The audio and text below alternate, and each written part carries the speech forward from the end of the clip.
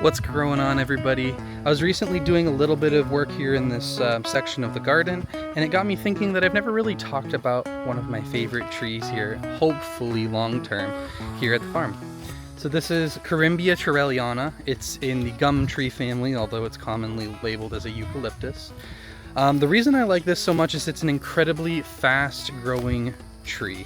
It provides tons of shade in my case, although that's partially due to how I planted them. And I first saw this with What's Ripening. He had planted them in his system because he's very wet, and so he wanted something that was going to be soaking up the nutrient or the water, but then also producing biomass as a chop and drop.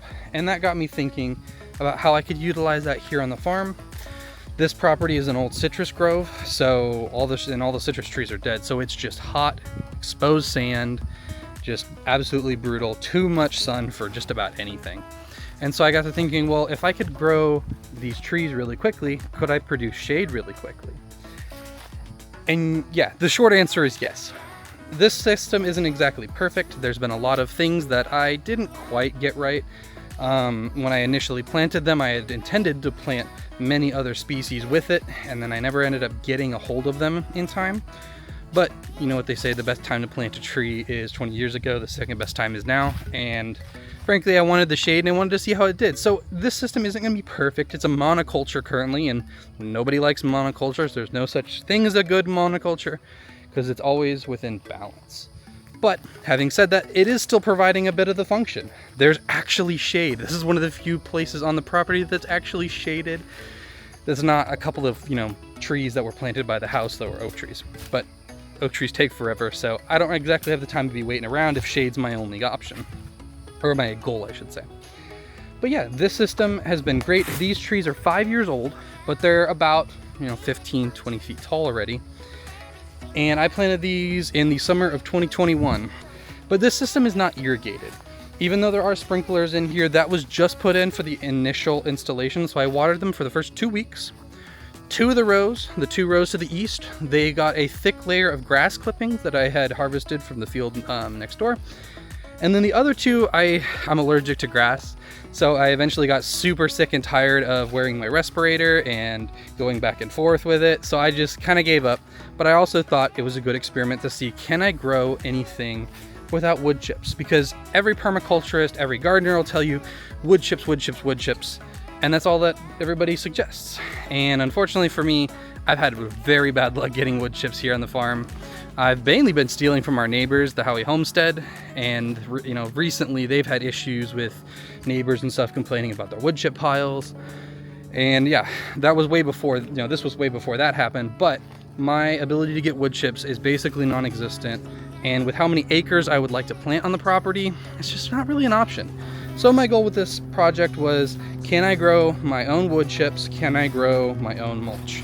Now, obviously, you can grow with Mexican sunflower, lemon, or tall clumping grasses. There's lots of ways you can grow your own, biomass.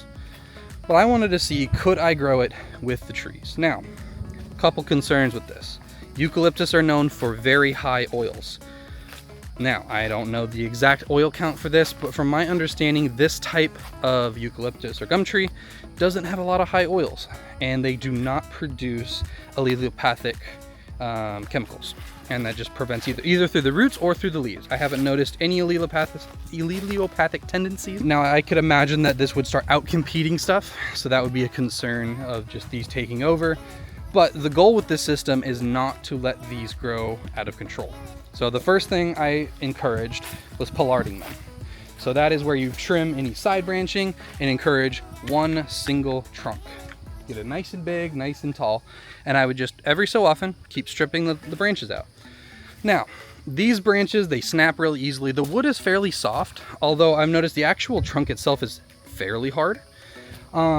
But these just snap off real easy. So anything that's not a massive limb, most of the time I can just come in, snap it. I usually snap the branch then in half and then lay it within the line as compost. Now the branches, if it's not coming in contact with the ground, they're going to be very slow to break down. And so that's a bit of a concern. But also, my long-term plan is to have the wood chipper in here. It's just currently been one of those projects that we've never really gotten done, is getting the wood chipper in here and to properly chip them up.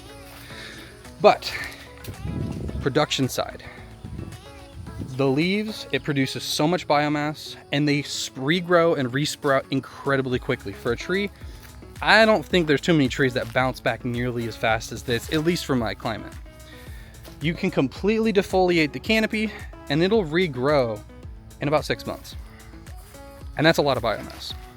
If you couple that with some more soft stem things like clumping grasses, Mexican sunflower, you could have an entire consortium of nutrients constantly being put into the soil.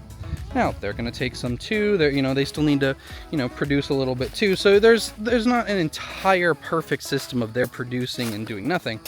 However, these trees are going to be a lot bigger and a lot taller than everything else that's going to be in the ground. So they're going to be able to take nutrients that are a lot deeper. So that's kind of like your nutrient miner. And then in between all these, I'm currently been working on planting fruit trees. And that has been my project over the last couple of weeks. However, with life and everything going on, I've been very, very slow to actually get that done. But on the west side, I've just experimented with a few mangoes put in. I'm probably going to do a few avocados now. This originally was going to be a cold garden, so peaches, that sort of thing. But the reason I had to do maintenance in it recently was because me and my wife are going to be putting a house at the end of this agroforestry row. So now this went from my zone 8 garden out in the back that I don't really care about and I neglect to now my primary garden. And that's where it comes to taking out these trees here. It hurt my feelings quite a bit because even though some of these were the weaker ones, I don't know why the north side didn't really take as good. I think something with the soil. They were still, there was a couple of them that were still really big, and it broke my heart. I was gonna have to cut them down, but the county requires a certain amount of feet from the property line to your buildings.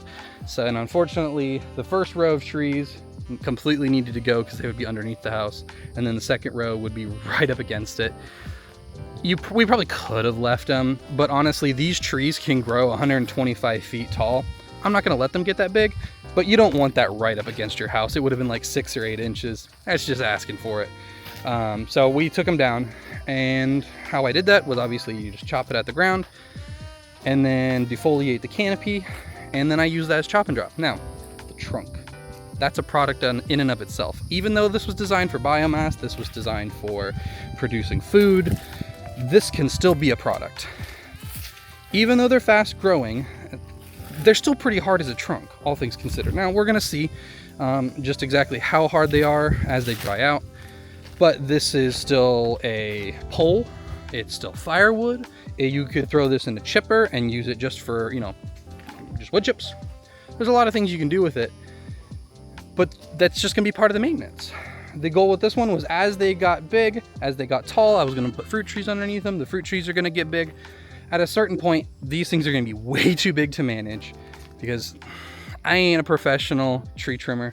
I'm not going 120 feet up there to get my chop and drop. Just ain't happening. So like the ones in the front yard, I went through and chopped them as tall as I could reach. My buddy, and not that you should do this or I should be admitting it, my buddy lifted me up in our skid steer. I sat there with a chainsaw, and as high as I could reach, that was the height that they're gonna be cut at, and they're not gonna go any higher. Now I can still reach that with a pole trimmer, but ours wasn't working at the time. This was right after a hurricane. And so once these are going to be chopped up at the top layer, that's my height. But the trunks are going to keep getting thicker, keep getting thicker. And eventually, because they regrow so well, chop off the trunk and it's going to resprout from the bottom. Then you select one as they get bigger, one branch, and it'll regrow a new trunk. That's your new trunk, and you just keep the cycle going. Because these trees are going to outlive us. Probably not if I keep managing them this hard, but this is just part of the cycle. These are my emergent species because these have not been watered, except for watered in. They have not been watered, they have not been fed, and if anything, this system has been overly neglected because over the last year, I haven't been here at the farm to take care of the animals, do all that sort of thing. So where the chickens, we had built this chicken coop for breeding, but raising meat birds. But what ended up happening was they got put in there, and then this back area was their yard, and they stayed here for a little over a year. As far as I like to manage the birds, that was way too long, and they completely decimated anything that was living in here except the trees. Now, obviously that's because they're huge, but this was shade for the fruit, or shade for the chickens. But this was just all sand, completely barren. And we've only gotten one rain, and that was the other night. And yet, as soon as I took the chickens off, boom, everything started flushing growth, everything started growing. And outside of the system, not really seeing that. There's a little bit of growth, but everything's still so dry. The grasses really aren't growing, except for like the well-established stuff. But this was completely gutted by the geese, by the chickens, and yet they're still coming up. It's still growing green. And so that really tells me that this is a system that can produce, and you just have to choose how you cycle it. So when you need sunlight during the winter or during the fall, when you want to grow vegetables or soft, greens, or just food for the horses, because that's in my case, I'm going to try to grow grass in between. You just produce light, trim the trees, expose the sun to the soil, and you'll get growth. And then they'll slowly grow back. And then there's your shade again. And you can kind of control this cycle. So I'm going to try to aim for the middle of the summer when it's the hottest. There's going to be shade here, because then I want the shade. The summer sun is way too hot here. It's way too brutal, and it's only getting hotter every summer. So this is a very valuable crop because it grows shade. And shade is at a premium here. But as soon as I don't need that shade, I can thin these out. Let's say that I have the fruit trees are growing good, and I don't need them every 10 feet. I need them every 20. Okay? I take out the one in the middle. That's a pole. That's wood chips. That's, a fence post. Or in this case, with these trees here, they're gonna be made in whip handles. My father really wanted to try out, whip handles on them. He does his own whips, and because he likes to do Florida cracker style whips, but he likes to turn his own handles. So I don't know if these are gonna be good for that, because usually you need harder wood for that, and you need the weight for the handle. So they may not work, but it's wood chips, compost, fertilizer. Grow your shade, grow your wood, and just enjoy the garden. Anyways, that's all I have to say about this. Hope your gardens are doing well, and I'll see you in the garden.